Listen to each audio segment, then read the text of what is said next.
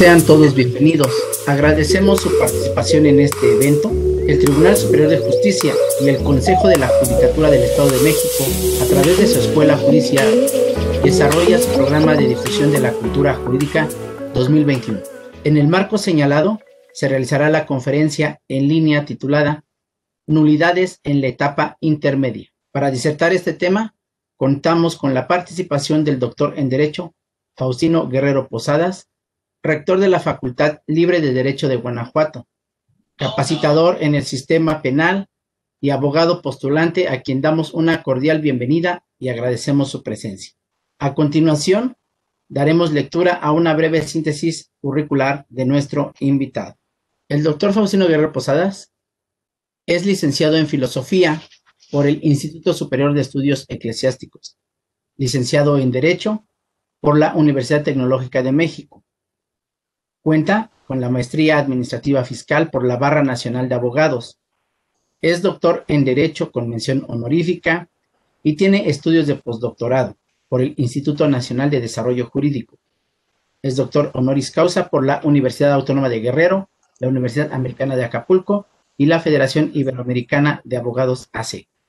Es diplomado por la Universidad Pontificia de México en Síntesis Filosóficas y por la Universidad de Salamanca, España.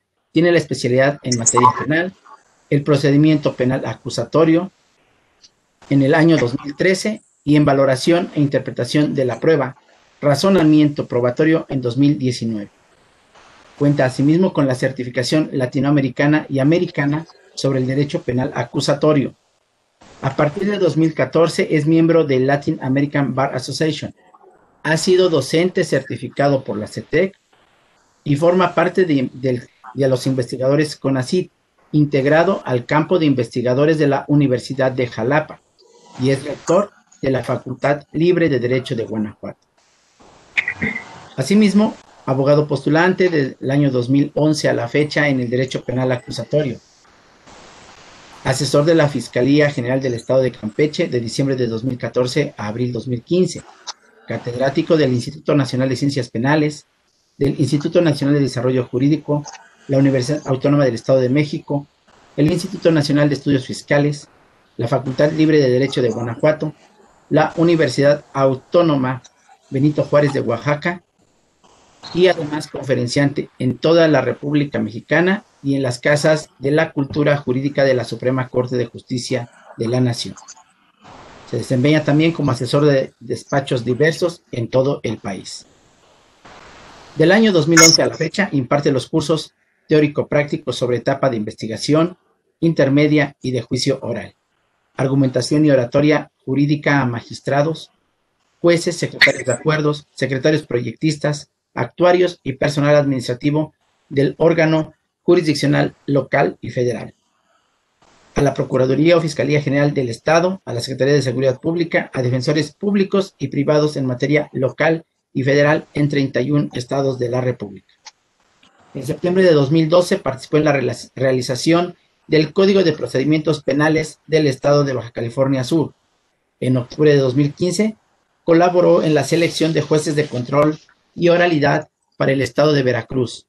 En noviembre de 2017 participó en el foro Retos de la implementación del Sistema Estatal Anticorrupción, proponiendo las reformas al Código Penal, Ley Orgánica de la Fiscalía, Ley Orgánica del Poder Judicial del Estado y a la Ley de Responsabilidad de los Servidores Públicos del Estado de Veracruz. Forma parte de la firma legal TZ y Asociados en Tijuana, Baja California. Asimismo, el 2 y 9 de febrero de este año, colaboró en la realización de los objetivos para el Protocolo Nacional Anticorrupción con los del Sistema Nacional Anticorrupción.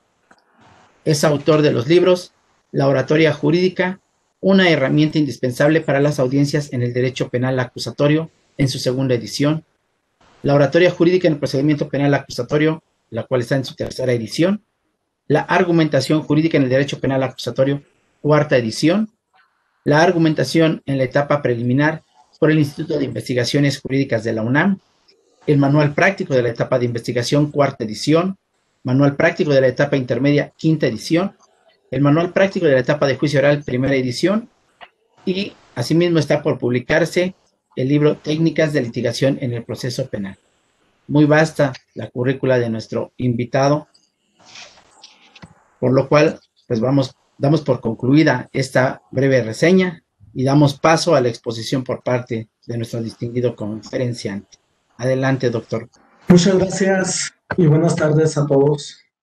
Saludo con afecto al magistrado presidente doctor Ricardo Alfredo Sodi Cuella, presidente del Tribunal Superior de Justicia y Consejo de la Judicatura del Estado. Asimismo, agradezco muchísimo la invitación a nuestro subdirector, al ingeniero Tomás Venado, por abrirme este espacio importante para compartir con ustedes sobre un tema novedoso que está empezando a tener un margen jurídico en el proceso penal acusatorio y específicamente en una locación procesal que yo le llamo especificaciones lógicas en etapa intermedia. El tema de nulidades en etapa intermedia, es un tema muy interesante, muy importante para los que estamos inmiscuidos en el proceso y sobre todo para los actores como tal en el proceso penal acusatorio, porque resulta que gracias a este tema de las nulidades podemos tener derechos de representación por parte de asesores jurídicos, fiscalía, en su caso por parte de defensores particulares o públicos, también una buena representación atendiendo precisamente a las nulidades. Por lo que corresponde al órgano jurisdiccional, es muy importante tener la ubicación de este punto de las nulidades a efecto de no confundir incluso en resoluciones o cuando se está haciendo el planteamiento y confundir como si fuese un recurso en algunos supuestos que hemos estado viviendo presencialmente hablando, en donde ha habido esa confusión entre nulidades y recursos. Son cuestiones totalmente diversas, pero es muy importante estar todos en este entendido jurídico que se llama nulidades. Bien, tomando en cuenta la lógica procesal en la que nos encontramos hoy en día y que ya tenemos prácticamente un antecedente importante que México ha estado contribuyendo con el proceso penal acusatorio y lo ha estado haciendo bien. Tiene algunos bemoles en algunas situaciones estatales. Sin embargo, vamos bien. Necesitamos reforzar, necesitamos de cierta manera seguir contribuyendo para ir perfeccionando nuestro proceso penal acusatorio y esta figura de nulidades es a donde va encauzada, a ir perfeccionando, a ir quitando algunos vicios, a ir quitando algunas actuaciones impropias e indebidas en el proceso penal acusatorio, que desde luego tiene esa intención lógica para ir haciendo un proceso más dinámico, más funcional y menos violatorio en derechos humanos para con las personas tanto investigadas, acusadas, procesadas y en su caso para las víctimas.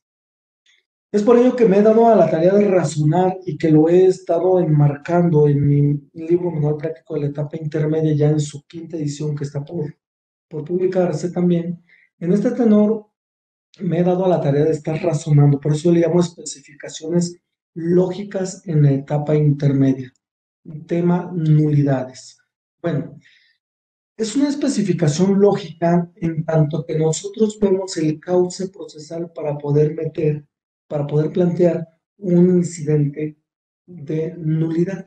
Por eso son especificaciones lógicas, no varía en nada la naturaleza del proceso. Sin embargo, es muy importante atenderlas para para poder propiciar que se dé la nulidad. Vamos a comentar en el tenor específico de las nulidades. ¿Por qué nulidades? Nulidad viene precisamente para el efecto de reducir el contexto que nos estemos planteando, pero es nulidad, nulificar, hacer que de cierta manera no tenga trascendencia con la cuestión que se esté planteando, es decir, por eso se nulifica el acto que nosotros buscamos y para ello empleamos hermenéutica jurídica analizando precisamente tanto la Constitución en su fracción novena del artículo 20A constitucional, y de cierta forma también ir tocando artículos del Código Nacional de Procedimientos Penales que nos van permitiendo dar luz en esta cuestión de las nulidades. Y desde luego el punto es que nosotros tengamos intervenciones propias y debidas en el rol en el que nos encontremos. Cuando nosotros nos situamos ya en la etapa procesal llamada etapa intermedia, desde luego, desde luego tenemos tres momentos importantes procesalmente hablando para poder, de cierta manera, debatir los medios de prueba. Esto es con el caso específico de las nulidades. Vamos a tener dos espacios procesalmente hablando para las nulidades y un espacio más que no son nulidades, que viene siendo precisamente el debate establecido en el artículo 346 del Código Nacional, que viene siendo el debate de los medios de prueba para su admisión o exclusión, dependiendo de la naturaleza. Entonces, con ese estaríamos hablando de tres supuestos. Los dos primeros supuestos es el planteamiento de las nulidades en la fase escrita de la etapa intermedia. El segundo supuesto, cuando estemos entrando en la audiencia, no permitir que se celebre la audiencia intermedia para el efecto de poder aperturar un incidente de nulidad. La intención es buscar que se vayan o eliminando los elementos probatorios que han sido planteados con requisitos para el efecto de una exclusión o en su caso una nulificación. Entonces desde luego podemos estarlo planteando previo a la audiencia intermedia, aperturándose la audiencia intermedia y entrando ya a los momentos procesales. Desde luego ya no podemos entablar ningún incidente por una lógica procesal. Ya dimos cavidad a que entremos con la formulación de acusación. Realmente hablando, me va a dar la pauta que estos temas de nulidades no se puedan atender, sino más bien sea en un debate de admisión o exclusión. Vamos a partir precisamente de tres incidentes de nulidad. En este manual práctico de etapa intermedia, cuando me meto con expresiones lógicas, pongo diversos incidentes. El incidente de excusación, de recusación, el incidente de sobreseimiento de causa, el incidente de, etcétera. Vemos esos temas, pero en el libro que establezco un poquito más el catálogo de especificaciones lógicas. Sin embargo, concretamente nos vamos a reducir a tres incidentes sobre nulidades. Esos tres incidentes de nulidades que traigo en este libro trabajando y que desde luego con especificaciones racionales viene siendo, el primero de ellos es incidente de nulidad de actos de investigación. Esto es muy importante, por eso la parte investigadora debe de analizar en no caer en este supuesto que la defensa o en su caso la parte contraria tenga a bien poder realizarme el planteamiento de un incidente que me nulifique mi acto de investigación. Igual, el asesor jurídico, en su caso el Ministerio Público, cuando vean un acto de investigación paralelo que identifique esa parte, buscar la nulificación de dichos actos de investigación. Y en el tenor, en el segundo supuesto, viene el incidente de nulidad probatoria. Así le llamo como autor, incidente de nulidad probatoria. En este incidente de nulidad probatoria, lo que yo busco, o lo que buscamos en sí, es que se nulifique el elemento probatorio, ya sea por que es adquirido con, es decir, prueba ilícita o prueba ilegal. Bajo este tenor es que vamos a buscar que se nulifiquen dichos elementos probatorios bajo este incidente a efecto de que podamos tener a bien nuestra reducción de los catálogos probatorios, y por eso es que viene siendo el incidente de nulidad probatoria. Por otro lado, también tenemos el incidente de nulidad de actos procesales, cuando se vulnere algún derecho y que desde luego dentro de las celebraciones de la audiencia o fuera de audiencia se violen algunos derechos, pues naturalmente lo que vamos a buscar es una nulificación del acto procesal si no se hizo de manera oficiosa, y por lo tanto bajo esa tesitura reducimos también aspectos que no vamos a permitir se encuentren violentando la naturaleza procesal o en consecuencia vulnerando derechos humanos de las partes. Entonces, que toco estos tres incidentes bajo el catálogo de incidentes de nulidad probatoria. El tinte es que debemos tomar en consideración que para los incidentes para el planteamiento que yo establezco es en etapa intermedia. En etapa intermedia, ¿por qué? Porque hay una lógica. Una lógica. Si voy a aplicar el segundo incidente que se llama nulidad probatoria o probatoria, sí lo puedo emplear en la audiencia inicial hablando con detenido. En su caso, también sin detenido, en tratándose del auto de vinculación a proceso, antes de que se dé el auto de vinculación a proceso. Dándose el auto de vinculación a proceso es una figura realmente tan pudiese decirse tan robustecida, tan potente en la vinculación a proceso, que yo no puedo buscar una nulificación de elementos probatorios para una vez ya establecido el auto de vinculación a proceso. No puedo invocar un incidente de nulidad probatorio toda vez de que esos me sirvieron para la vinculación a proceso y el auto de vinculación a proceso solamente se ataca no vía incidental, sino a través del recurso y en consecuencia a través del juicio de amparo, pero no así vía incidental. Por eso es que no podemos ya entablar un incidente de nulidad probatoria después de la vinculación a proceso, como tampoco antes de la formulación de acusación, porque no tenemos certeza qué es lo que viene en una formulación de acusación, qué elementos probatorios vienen. Por eso es que no vamos a tener, la lógica no me permite el planteamiento de ese incidente y aun cuando lo permitieran, o mejor dicho, aun cuando lo plantearan, de cierta manera no sería viable bajo la lógica procesal porque estaríamos en una incertidumbre jurídica de que no sabríamos qué elementos probatorios vienen en la acusación principal y acusación coadyuvante, como tampoco sabemos qué viene en el planteamiento, pero no podemos atacar un auto de vinculación a proceso derivado de que ya está consolidado con los datos de prueba y solamente deseamos son dos figuras procesales, el recurso de apelación y en consecuencia el juicio de amparo. Con eso sí podemos atacar el auto de vinculación, pero no con el incidente de nulidad probatoria. Y el tercer incidente que viene siendo el incidente de nulidad de actos procesales, desde luego tomando en consideración de que si no hay un saneamiento por parte del órgano jurisdiccional de manera oficiosa, en consecuencia, tiene que establecerse la petición de parte para poder lograr el saneamiento que vulneró derechos fundamentales en el momento en que lo dictó, que fue dictado dicho acto jurídico que no pueda ser revocable ni apelable. Y lo vamos a comentar un poquito más adelante.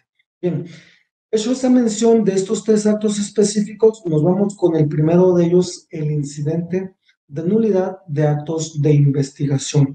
Tomando en cuenta que la investigación de las partes, tanto investigación por parte del órgano ministerial, investigación por parte de la defensa, que viene siendo la investigación paralela, tenemos que tomar en cuenta que no se hacen investigaciones a la ligera ni investigaciones únicamente para justificar trabajos.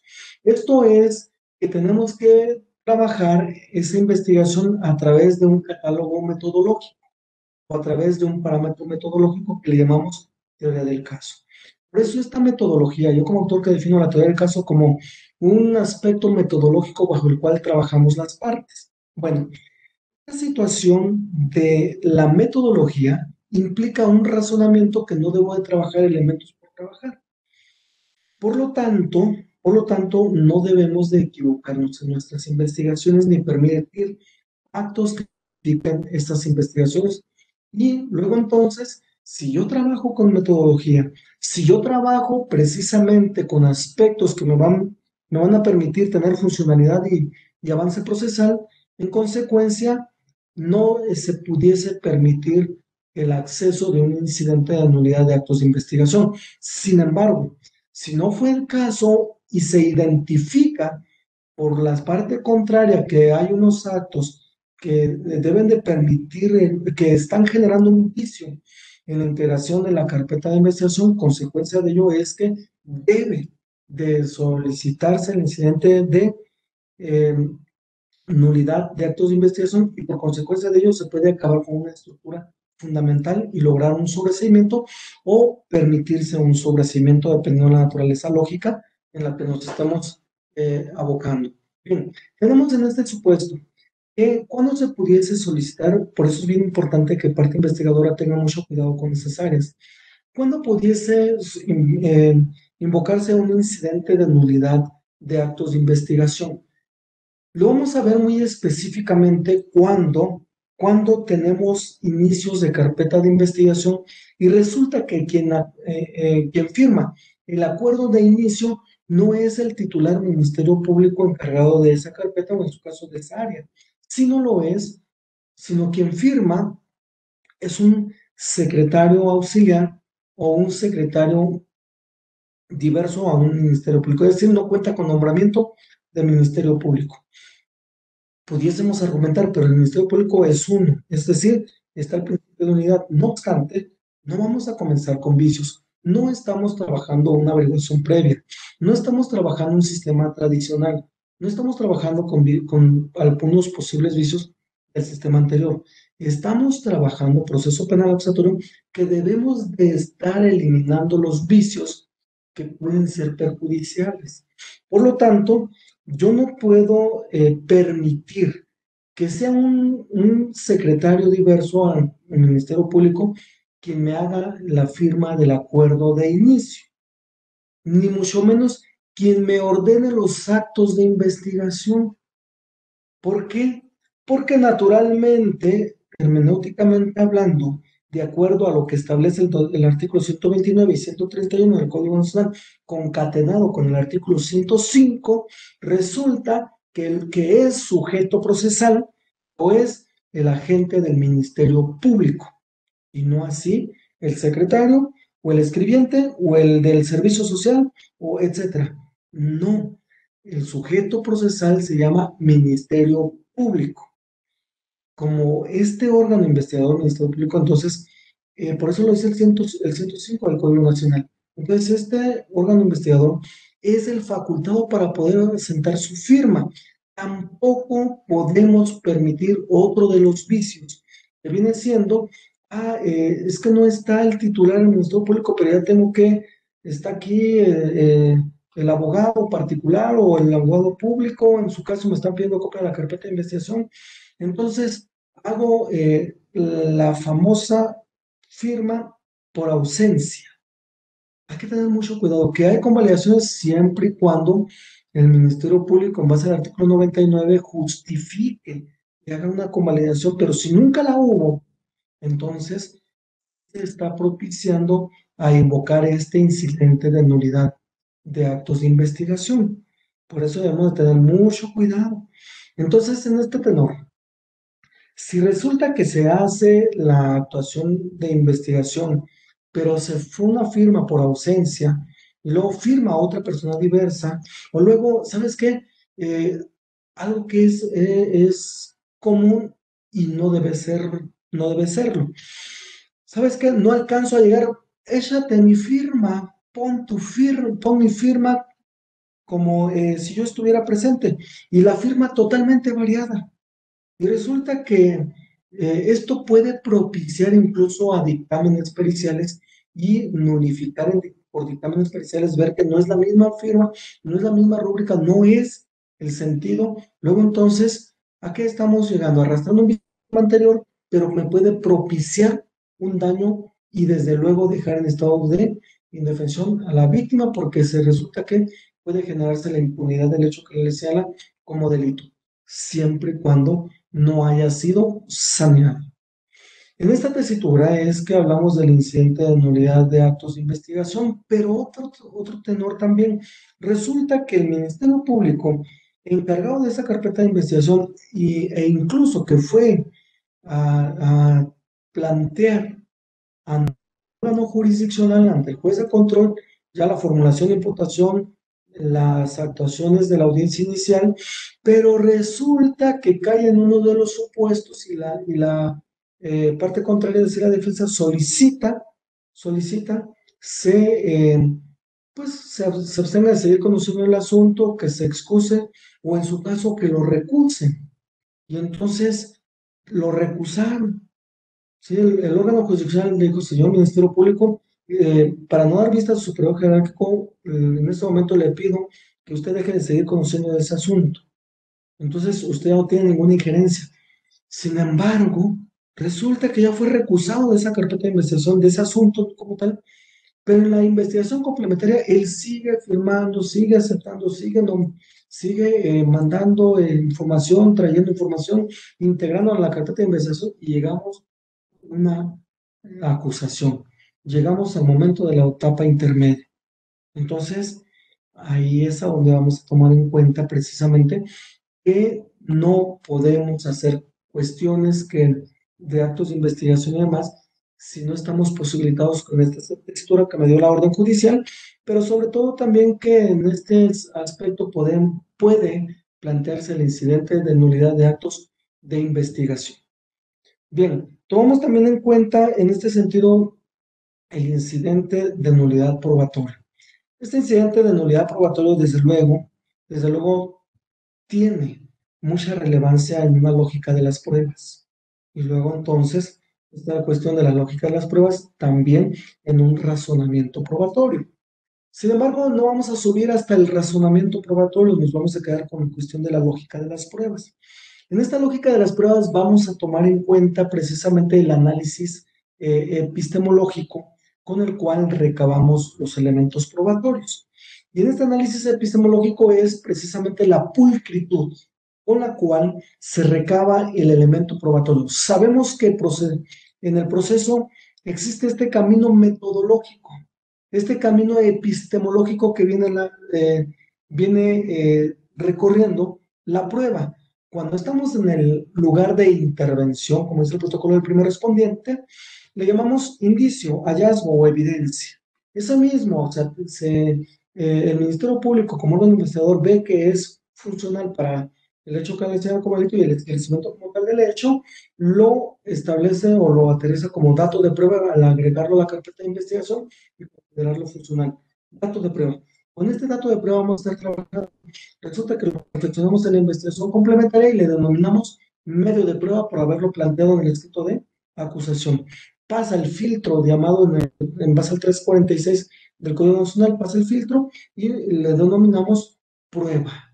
Y ahí mismo van los famosos órganos de prueba. Pero prueba con sus órganos de prueba, etcétera, a efecto de que tenga de cumplir con este recorrido epistemológico de la prueba. Bien, en nuestro sistema penal mexicano. En este tenor, desde luego, contamos precisamente con el incidente de nulidad probatoria. Nulidad probatoria.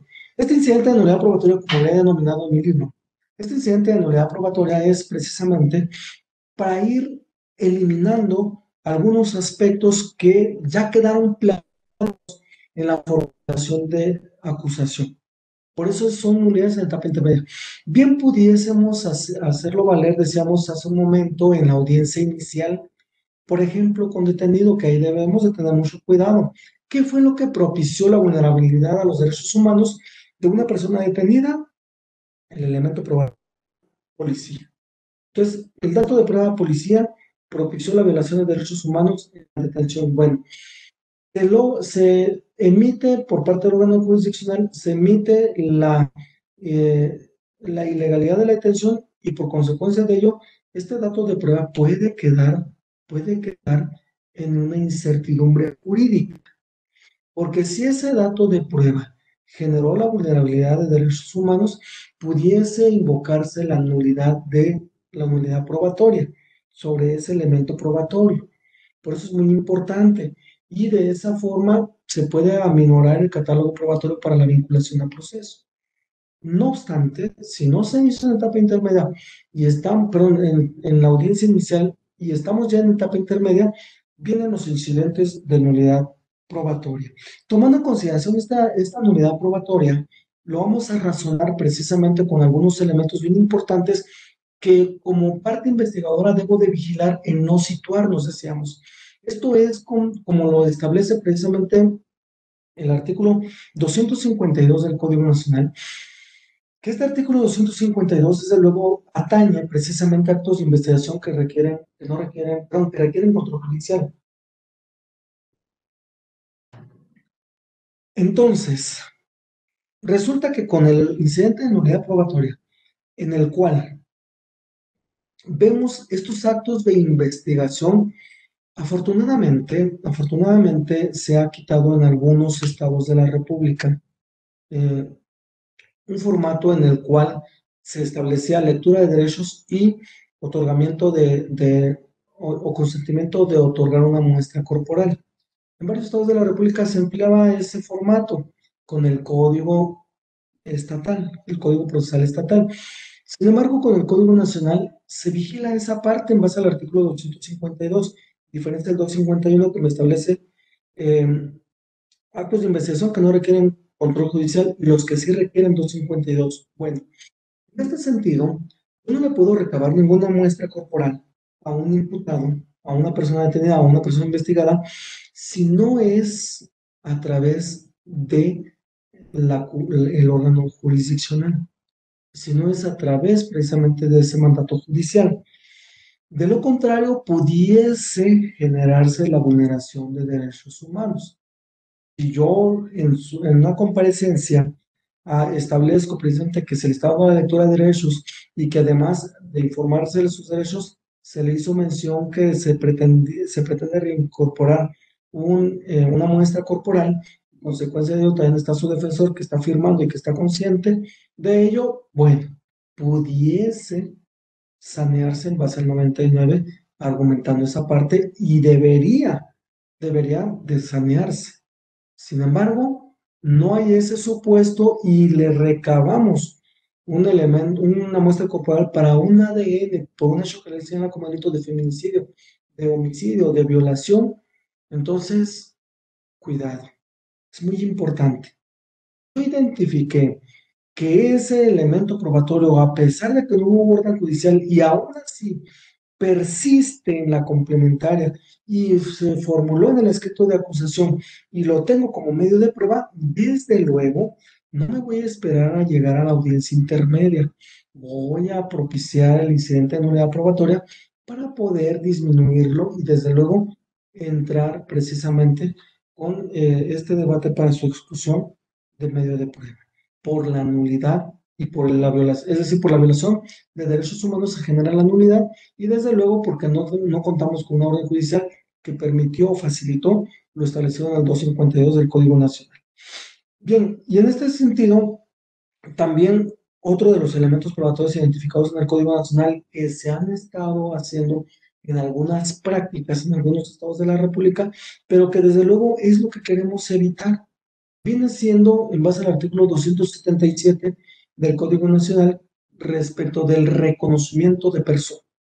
Si nosotros tenemos un reconocimiento de persona, y este reconocimiento de persona ya lo presentamos en el escrito de acusación, y resulta que en el reconocimiento de persona que se hizo a las, eh, a las 9 de la mañana, se hizo este reconocimiento de persona supuestamente con el protocolo correspondiente, pero nunca estuvo presente su defensor. El defensor, es más, hasta un día después llegó el defensor y hay constancia. Esto mismo propicia la vulneración de derechos humanos en la adquisición del medio de prueba o en su momento del dato de prueba para el efecto de que se llegue a hacer valer el incidente de nulidad probatoria, buscando que se nulifique ese reconocimiento de persona, porque no sabemos si realmente fue con base al protocolo para reconocimiento de persona o en su caso también por la vulneración de derechos humanos porque nunca estuvo presente también en base al artículo 290 del Código Nacional, el ingreso a un domicilio. El artículo 290 del Código Nacional es muy típico el emplearlo. Es muy típico el ingreso a domicilio y que desde luego ahí es a donde se cataloga en su momento para la audiencia inicial para hablar con detenido, el control de la legalidad de detención, se cataloga el aspecto de detención dentro de un domicilio por la cuestión del artículo 290, que si me permitió el ingreso, que si no me permitió el ingreso, que si me autorizó el morador del domicilio, etcétera. Bueno, no vamos a conflictuarnos. entró al domicilio y entró al domicilio y recabó el elemento probatorio, y detuvo a la persona, pero también recabó el elemento probatorio, no se dio cumplimiento a una orden de cateo, ni mucho menos, pero sobre todo no se dio cumplimiento al penúltimo párrafo del 290, que viene siendo que dentro de los 5 días siguientes debe de justificarse, el morador debe de acudir ante el órgano jurisdiccional para justificar, o mejor dicho, para argumentar que sí otorgó el consentimiento. De lo contrario, se nos viene abajo ese elemento probatorio o esa detención, dependiendo de la naturaleza, por el hecho de que no nos autorizaron el ingreso al domicilio. Entramos, estaba abierto, nos pasamos y preparamos el elemento probatorio, hicimos el embalaje, etiquetado en cadena de custodia y vámonos. Y además, en esa trazabilidad, pues desde luego hicimos el croquis, que fue en un domicilio, exactamente el domicilio, en qué lugar fue donde se encontró la muestra o el objeto que se malvió etiquetado en cadena de custodia, y por consecuencia esa trazabilidad está debidamente registrada como lo hicimos dentro del domicilio. Propiciamos ese daño procesal de tal manera que se identifica, si se pudiese identificar o si lo identificaran, entonces incidente de nulidad probatoria para su exclusión absoluta de este medio de prueba. Y por otro lado, es algo muy importante y a la vez muy delicado. Para concluir con esta cuestión de los elementos probatorios, viene siendo la naturaleza del artículo 291 del Código Nacional. En la cuestión de lo establecido en el artículo 291, que viene siendo las intervenciones telefónicas, si no tenemos al juez federal que nos autorizó una intervención telefónica, por consecuencia, ya estamos propiciando la violación de derechos humanos. Entonces, esta violación de derechos humanos que estamos propiciando por una intervención, una llamada telefónica, desde luego, no la podemos ni siquiera justificar. Se extrajo del teléfono toda la información porque así ordenamos como acto de investigación. Sí, pues, pero no cumplimos lo establecido en el artículo 291 del Código Nacional y por lo tanto, resulta que puede generar la vulneración de derechos humanos, la extracción de la información sin permiso. Pero por otro lado, si tenemos la orden judicial, saque toda la información del equipo telefónico. Bueno, y toda esa información la exhibí a las partes y desde luego entablamos nuestro escrito de acusación o acusación coadyuvante.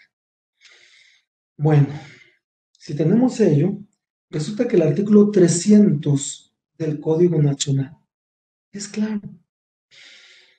Que el juez pudiese desechar la prueba o, en su caso, pudiese eliminar toda la información innecesaria, pero se corre el riesgo, ya se exhibió, hay cuestiones íntimas en toda esa información y ya se difundió a las partes.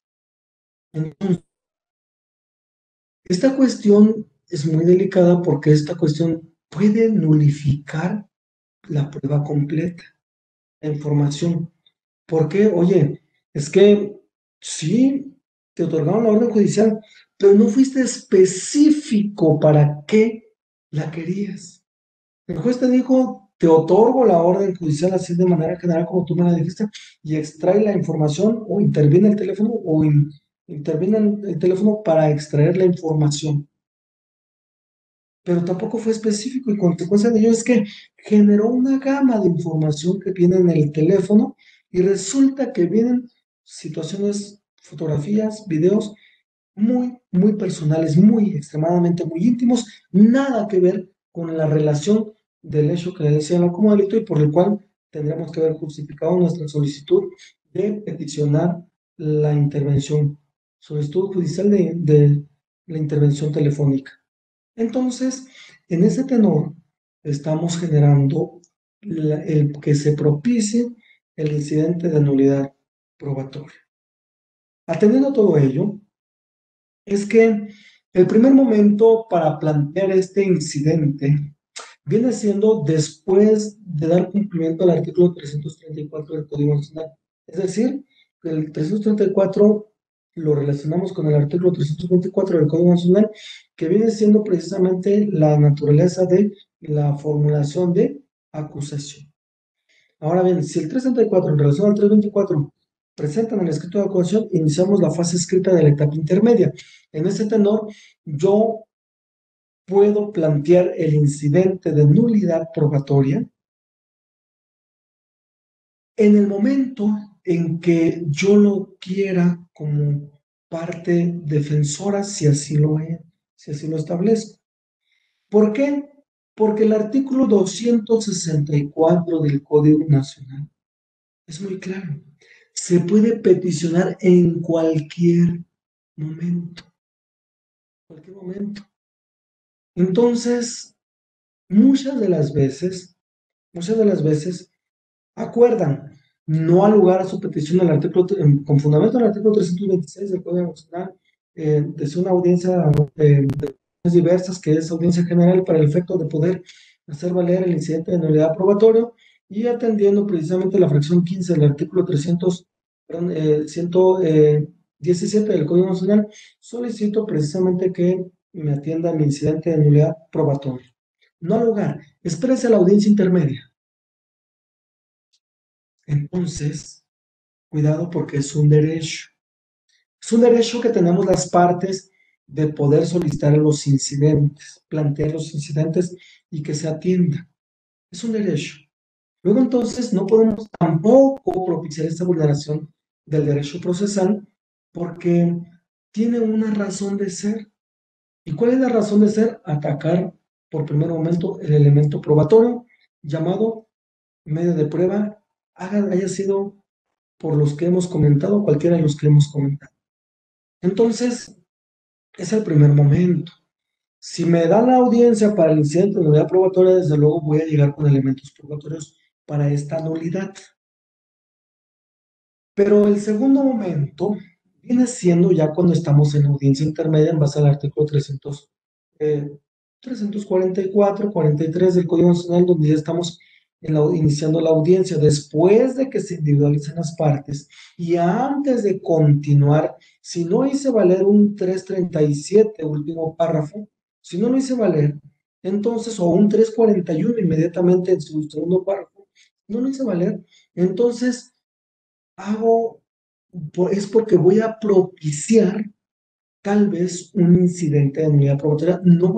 No se puede permitir a que se pase a la acusación escrita, procesalmente, perdón, oral, a la acusación oral, es decir, a la exposición oral de la acusación por parte del Ministerio Público, porque entonces la lógica procesal me establece que ya el incidente, pues, no se puede interponer, porque ya estamos hablando de que si estamos en la acusación oral, a partir de ese momento debe de continuarse con todos los demás, asegurarse de que las partes hayan hecho su descubrimiento probatorio, contestar la acusación oral, establecer los elementos probatorios y entrar al debate. Si no hay alguna cuestión de acuerdos probatorios, ni mucho menos vicios formales, entramos al debate de los medios de prueba.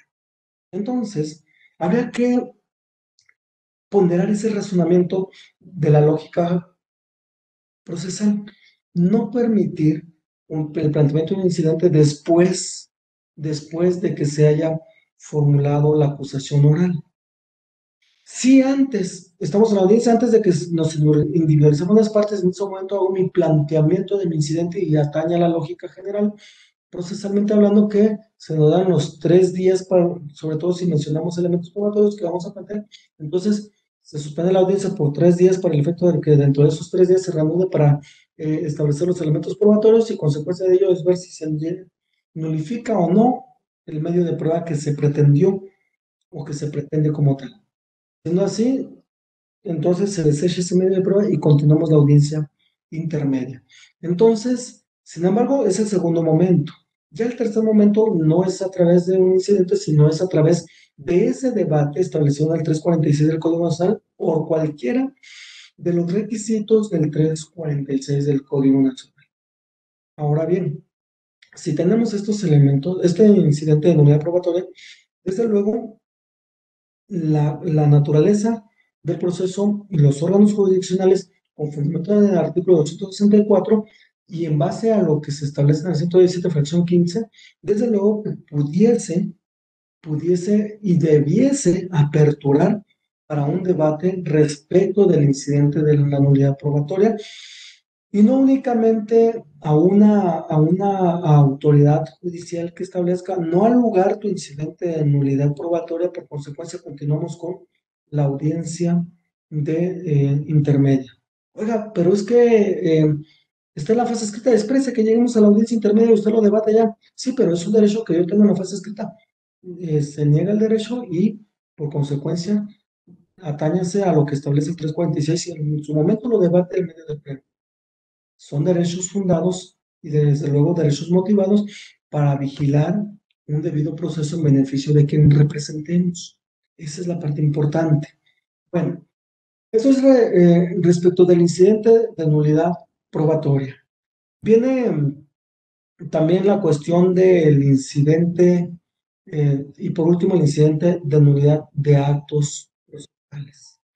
Este incidente de nulidad de actos procesales normalmente lo hemos planteado en la siguiente tesitura en la cual en alguna ocasión estuvimos a punto de ser multados. Este incidente de nulidad procesal es precisamente cuando estamos hablando que somos, que este asunto se tomó después de para la audiencia intermedia únicamente y no antes, y nos damos cuenta que ya estamos en la audiencia intermedia, pero que los elementos probatorios que comentábamos, como por ejemplo el reconocimiento de persona, el informe telefónico sin orden judicial, en sí lo que decíamos de pudiese decirse la cuestión de el 290, que es recolección de un elemento probatorio, o en 252 del Código Nacional, que es este punto de violación de derechos humanos. Pero estamos en audiencia intermedia, entonces estamos debatiendo el medio de prueba y resulta sucederá que establecemos que sucedería ese medio de prueba es adquirido con violación de derechos humanos en virtud de que se extrajo la prueba corporal sin que existiera una orden judicial y además el imputado o acusado nunca lo permitió, máxime que únicamente le arrancaron un cabello y de ahí extrajeron el ADN. Y en consecuencia que tenemos en este sentido compañeros en el órgano jurisdiccional y que evitamos el razonamiento, en muchas ocasiones esta cuestión de órgano jurisdiccional resuelve. Eh, Ese medio de prueba se admite para ilustrar al tribunal de enjuiciamiento. Más preámbulo. Oye, pero te digo que atiende el argumento, te digo que es adquirido con violación de derechos humanos porque resulta que le quitaron un cabello y no, nunca hubo orden judicial y ahí no hay constancia. Sí, sí, pero ya lo admitimos. Entonces, ya se admitió el medio de prueba. Pero, ¿qué procede contra la admisión al medio de prueba? Pero no podemos quedarnos en un estado de indefensión. ¿Qué procede contra el desechamiento del medio de prueba? 467 del Código Nacional. ¿Pero qué procede contra una admisión de un medio de prueba? Debatirlo en la audiencia de juicio oral y en consecuencia contradecirlo con contrainterrogatorio, etcétera. Bueno, aquí la cuestión es de que sabemos que es un acto procesal que vulnera derechos humanos porque estamos hablando de un medio de prueba que de cierta manera no tenía por qué ser anulado, por ejemplo, el reconocimiento de persona. A todas luces se muestra que el defensor no protestó cargo, sino que 24 horas después protestó su cargo y luego entonces se hizo un reconocimiento de persona y emergente. Entonces, hay que tener mucho cuidado porque en esa tesitura saben que incidente de nulidad de actos procesales que es con fundamento en el artículo 97 del Código Nacional, 101, fracción primera del mismo ordenamiento, interpongo el incidente de nulidad probatoria, perdón, incidente de nulidad de actos procesales, a efecto de que se nulifique el acto de emisión de su acuerdo en el cual se admitió el medio de prueba por el argumento que ya se planteó o se volviese a plantear, no hay constancia, es violatoria de derechos humanos, no hay una justificación del por qué se adquirió de esta manera, tampoco es de una justificación el que se haya golpeado a la persona para adquirirlo de esa forma, etcétera, lo que haya sido.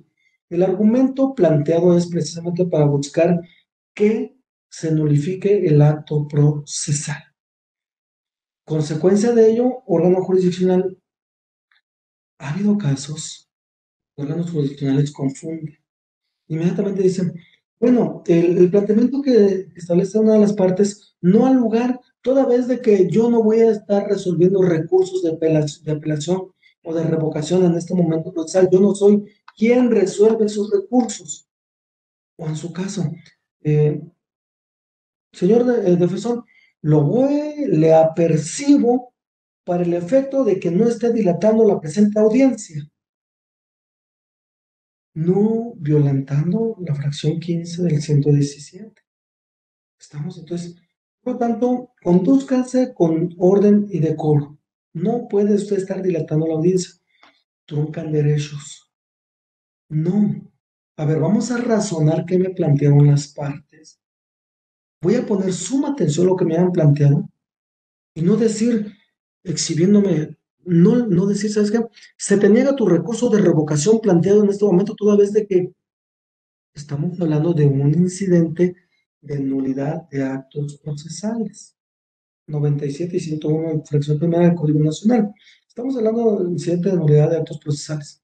Pero, si en este sentido comentamos, si resulta que el órgano constitucional dice no al lugar al incidente de nulidad de actos procesales, atendiendo a los argumentos de la parte contraria y por lo tanto, se desecha el mismo en razón de que debe de ser por escrito. Tenemos que razonarlo porque son dos formas, uno por escrito y el otro es oralmente en la misma audiencia. Entonces son dos cosas, si tomamos y defendemos la lógica de nuestro planteamiento procesal. Entonces no vamos a tergiversar en ese sentido, pero si nos negaron, si se negó en sí la procedencia del incidente de nulidad de actos procesales, entonces, ¿qué atañe una revocación contra el auto que negó el incidente de nulidad de actos procesales? ¿Cuál es la pretensión? Que el juez caiga, órgano judicial, que caiga en que es un incidente bien planteado, un incidente razonado para efecto de nulidad de acto procesal. Ah, es que entonces me está diciendo que ese medio de prueba es violatorio de derechos humanos, razono, pido más razonamiento. A ver, ¿por qué me estás estableciendo de que es violatorio de derechos humanos? Hay justificaciones, la parte contraria no estableció nada, por lo tanto, le asiste la razón, nulifico mi acto procesal y es de sabios equivocarse. Nulifico mi acto procesal y por lo tanto modifico mi acuerdo y rechazo el medio de prueba, lo excluyo. El medio de prueba, por así entablar los argumentos no justificados por la parte contraria. Sin embargo, el recurso de revocación, que aquí es algo que de cierta manera, en este sentido, contra el incidente de nulidad, hay una mala práctica dentro de todo, para todo el país. Hay una mala práctica en el sentido de que un recurso de revocación seguimos con una idea del sistema anterior. Ningún órgano jurisdiccional revoca sus propias determinaciones, porque ¿cómo me voy a contradecir? Es de sabios equivocar. Como dice el 465, perdón, 466, la intención es que de cierta manera se, se rectifique la determinación, o sea, reflexione nuevamente sobre su determinación y vea que como es necesario equivocarse y racionalmente está haciendo el planteamiento, entonces bien puedo revocar mi propia determinación. No es contrario a derecho, al contrario. Al contrario, es algo funcional, es algo racional, es algo específicamente viable y no negar por negar. En este tenor, el recurso de revocación no es contra el haber admitido el medio de prueba, no, es contra la resolución caída al incidente de nulidad de actos procesales. Y bien, estamos en esta caminar para el perfeccionamiento del proceso penal acusatorio, en el cual pues naturalmente tenemos la pauta de ir viendo e ir tocando precisamente situaciones que me vayan permitiendo y facilitando desde luego un avance procesal con una mayor especificación lógica y desde luego que es así como concluimos con nuestra disertación. Es un tema pues bastante amplio, las modalidades en etapa intermedia bastante amplio, que es precisamente para una clase de varias horas y desde luego, sin embargo, estamos tocando las cuestiones eh, más racionales, más específicas, más concretas de lo que es las nulidades en etapa intermedia. Y pues quedo muy agradecido, ingeniero Tomás, muy agradecido por esta invitación que nos ha hecho como subdirector. Muchísimas gracias. Yo eh, agradezco también a nuestro magistrado presidente que nos dan este espacio para seguir compartiendo con todo el auditorio. Muchas gracias y buenas tardes.